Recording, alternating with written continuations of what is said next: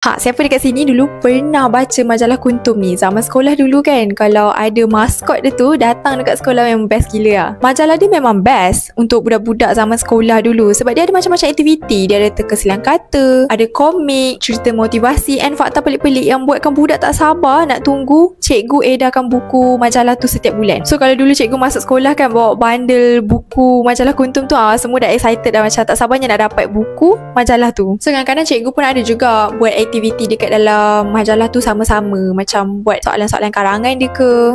Tapi yang paling best, dia ada komik pasal sains and cerita-cerita motivasi tentang budak kampung yang jadi hero macam tu. Tapi korang tahu tak, sebenarnya majalah Kuntum ni dia daripada tahun 1981 and sampai sekarang diorang masih beroperasi. Walaupun brand-brand majalah lain dah ramai yang tamatkan diorang punya penerbitan, which is tak nak continue dah lah, tapi majalah Kuntum ni still ada sampai sekarang. Walaupun sekarang ni diorang dah beralih kepada majalah digital and diorang punya last majalah fizikal tahun 2022. Tapi apa yang buat majalah Kuntum ni still ada sampai sekarang adalah sebab dia tak pernah lari tau daripada misi asal dia, which is dia nak buat budak untuk suka membaca je. So dekat dalam tu banyaklah aktiviti, macam mana nak ajar mengeja, cara nak buat ayat dalam BM. Dia banyak bagi info untuk budak-budak suka membaca dengan cara yang santai and fun. Dan sekarang pun dia dah ada dua maskot, which is si Comel dengan si Pinta. Sangat comel, so memang budak-budak suka. Buku Kuntum ni pun memang dapat sambutan yang agak baik lah, even daripada penerbitan Chinese and Indian juga. So cuba korang tanya anak-anak korang, tahu tak pasal majalah Kuntum ataupun sekarang macam dah tak relevan. Buku yang saya pegang ni tak ada kaitan pun dengan cerita tadi, tapi saya just nak bagi tahu buku Jom Kenali Saya Pegang Allah ni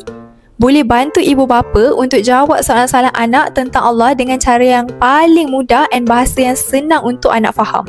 Buku ni bukan untuk anak-anak saja, yang dewasa pun boleh guna untuk mantapkan lagi tauhid kita. Dapatkan dekat beg kuning sekarang sebelum habis stok.